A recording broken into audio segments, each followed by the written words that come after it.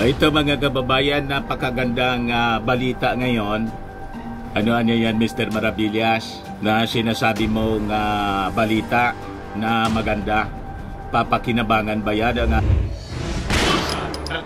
mga balita at pagtalakay sa mga isyu ng lipunan. Bulsa! Opinyon, banat at paglalantad sa katotohanan. Bulsa! What you see is what you get. You decide. Ating mga mamamayang Filipino, as we say goodbye to 2023 and welcome 2024. Opo, papakinabangan natin ito. Ito yung bunga, mga kababayan, ng mga sakripisyo ng ating Pangulong BBM sa mga nakalipas na buwan at just recently, mga kababayan, yung mga foreign trips po niya. Ayan po, sabi dito, DTI reports 4 trillion or about 72.178 billion US dollars consolidated processed investments resulting from PBBM's foreign trips. Kaya yung mga duda ng duda at minamasama, mga kababayan, yung pagbabiyahe ng ating Pangulong Bongbong Marcos, ito po nagkabunga na. Processed investments ito na kung saan magbibigay ng opportunities sa ating mga kababayang Filipino na walang trabaho at lalong magpapasigla sa ating economy. Habang papasok, mga kababayan, ang taon 2024. So we can really expect a prosperous New Year para sa bagong Pilipinas. Ayos? Ayos na ayos niya, Mr. Maravillas. But before kong ibigay sa inyo yung magandang balitang ito, click subscribe muna dito sa ating YouTube channel and hit the notification bell para lagi po kayong updated sa mga kaganapan dito sa ating bansa. Hindi yung mga marites na kwento, mga kwentong paninira. Hindi niya kasi, Mr. Maravillas, na pagbigyan. Mga personal kasi yung kanilang mga agenda. Hindi po pwede yung ganon. Kailangan po, hindi personal, kundi yung kabutihan ng pangkalahatan ng ating bansa, ng mga mamamayang Filipino. Yun dapat. Click subscribe muna dito sa ating YouTube channel and hit the notification bell para lagi kayong updated sa mga balita na magaganda. And like and share na rin po ninyo ng ating video. At wag na rin po ninyo na skip yung ating mga commercial ads para tuloy-tuloy ang pag-unlad ng bagong Pilipinas sabang sasalubungin natin ang bagong taon. So ito yung good news po, mga kababayan ko, mga Marcos loyalists. Kailangan yung mga ganitong balita po, i-share ninyong i-share po, mga supporters ng ating Pangulong Bongbong. 31 million plus po tayo. O di ba? Pagtulong-tulong po tayo sa pag-share ng mga balita po, hindi uobra sa atin yung mga marites. Yung mga DDS po, na mga bleeding hearts, na masyadong napaaga yung kanilang ambisyon sa politika. Gusto na nilang gibain yung ating Pangulong. And I think pagpasok po ng 2024, lalo nilang i-intensify po yung kanilang mga kasinungalingan. Pilit nila na sinisiraan yung magpinsan. Diba? Iniuugnay po sa kung ano-anong problema, mga kababayan, na kinakaharap ng kanilang patron. Sabi nga natin, yung problema po ni Inday, problema ni Maudig sa ICC, ang may gawa niyan po, siya man lang, yung SMNI. Sino ba yung nag-spread ng mga fake news? Di ba sila? Di ba? Sabi nga natin, kung ano yung inyong itinanim, yun ang aanihin ninyo. Nagtanim kayo ng bagyo, ng hangin, bagyo ang inyong aanihin. You sow a wind, you reap a whirlwind, sabi po sa old saying. Lahat po yon consequence ng kanilang mga masasamang gawain. Pagkatapos ituturo nila yung ating Pangulong Bongbong Marcos at saka si Martin Romualdez. Anyway, balikan natin itong kwentong good news po. Ito yung bunga ng pagpapagal ng ating Pangulong Bongbong at ng kanyang mga members of the cabinet. Sabi dito, DTI reports 4 trillion pesos or 72.178 billion US dollars consolidated processed investments resulting from PBBM's foreign trips. Di ba napakaganda? So we are assured na yung yung mga nawala na investments ng China dito sa atin, kasi yung mga investments po ng China may pailalim na agenda.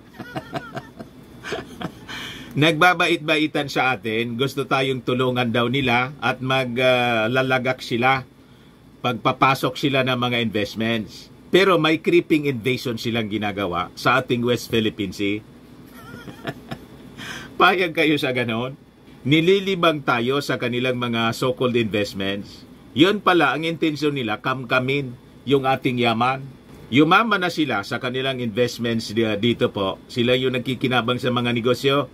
Diba? Pagkatapos, yung ating natural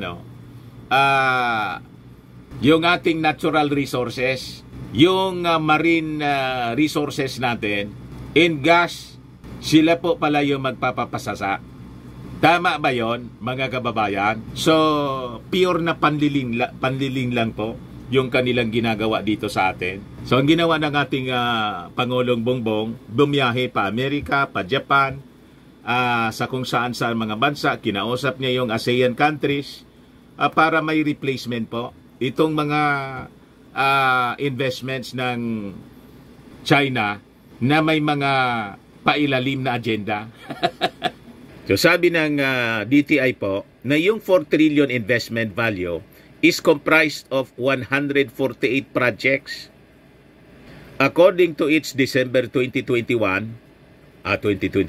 December 21, 2023 monitoring ng consolidated and processed investments. The DTI described those investments as business, investment promotion agency, registered with operations, na umabot ng 11.4 billion pesos. Business, 54.7 billion. Registrations operations, 282.8 billion pesos. Signed agreements with clear financial project value, 544 billion. Signed memorandum of understanding, 1.5 trillion.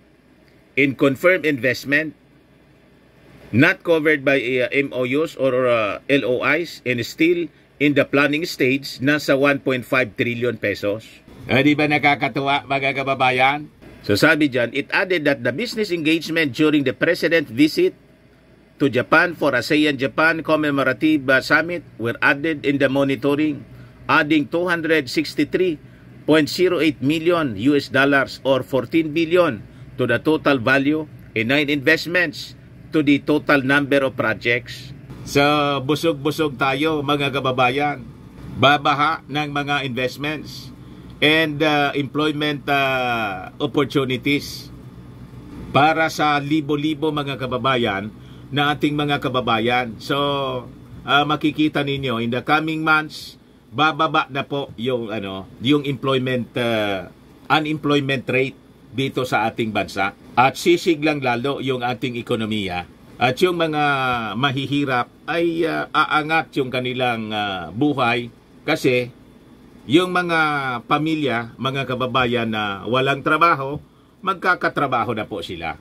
Di ba napakaganda po? So magiging Merry Christmas and Happy New Year talaga tayo po. Mababawasan yung gutom and poverty incidents dito po sa ating bansa.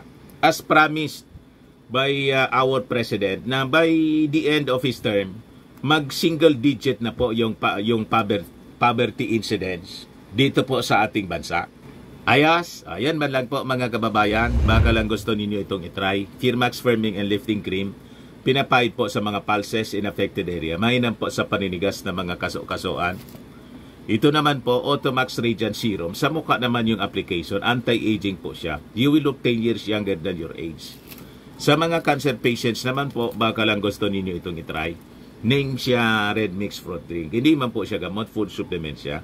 Kaya lang, gawa siya mga kababayan sa good sheep berry.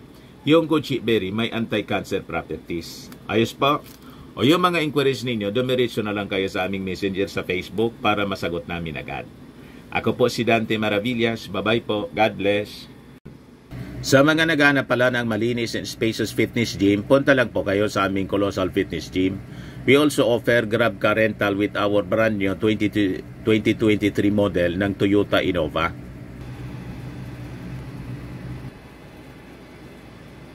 We also accept booking for those who are planning to travel via PAL, Cebu Pacific and other airline companies, local and international, and bills payment for Meralco bills, PLDT, etc. Ang Colossal Fitness Gym is located at 3rd floor, Security Bank Building, Landco Business Park, Legazpi City, Albay. For inquiries, look for Gilon Maravillas. Contact number 0966-802-0949.